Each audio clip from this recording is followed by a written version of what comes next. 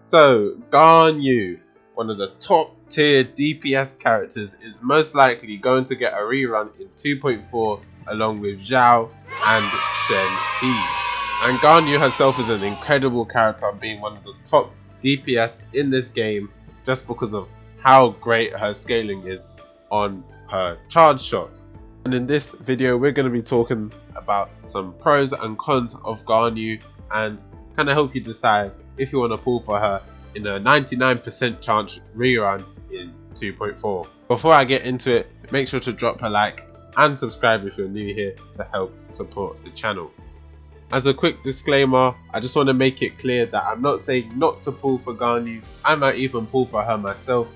This is just things you might want to consider before getting her, as Ganyu does some crazy damage and I might use her to support my Hu Tao. Now of course, when you first do a lot of damage in Genshin Impact, that is quite inciting to you. Of course, doing a lot of damage gets everybody excited, but it may come to a point where the game no longer seems challenging, and for me, and I'm sure I can speak for a lot of you, a challenge is what helps to make games more fun.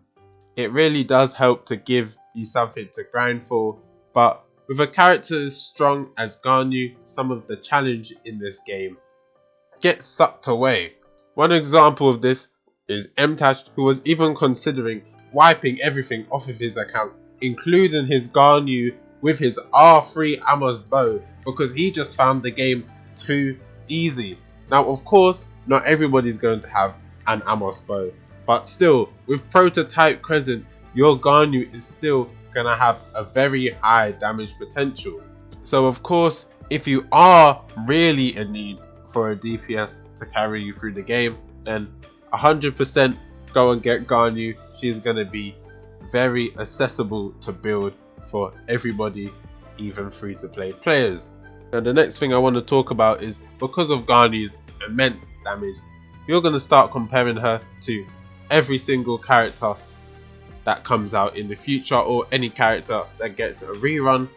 You're going to look at Ganyu's damage and then you're going to look at their damage and think, nah, I don't need you, my Ganyu already does that wrong.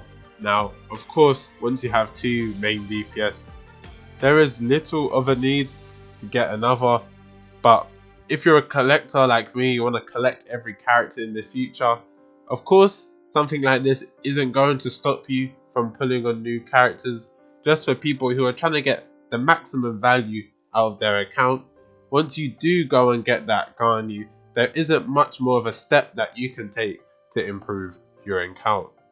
As furthermore, you're going to be wanting a character that is possibly going to power creep Ganyu, but with a character that can do so much damage from range and has the opportunity to freeze people, it's going to be very hard to top that, because if your opponent's frozen, they can't damage you anyway. So it gives you that nice type of comfy playstyle, kind of like Zhongli's shield, because once you get a Zhongli, everything is 10 times easier.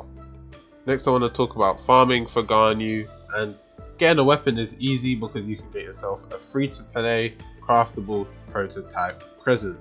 However, farming her best set, which is Wanderers, can be quite hard because you can only get that from bosses, artifact strong boxes, and then also the Spiral Abyss, and it can take quite some time for you to get good pieces.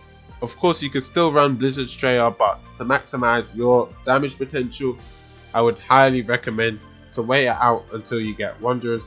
Of course, with enough commitment, this isn't an issue to you, but it is going to take you probably around a month to see results, depending on how lucky you are. Of course, if you are farming Wanderers, I would recommend you farm for another artifact set you need, and then put all your bad artifacts in the strong box, and then eventually you're going to get some Wanderers pieces that you like. The last thing I want to talk about is her playstyle.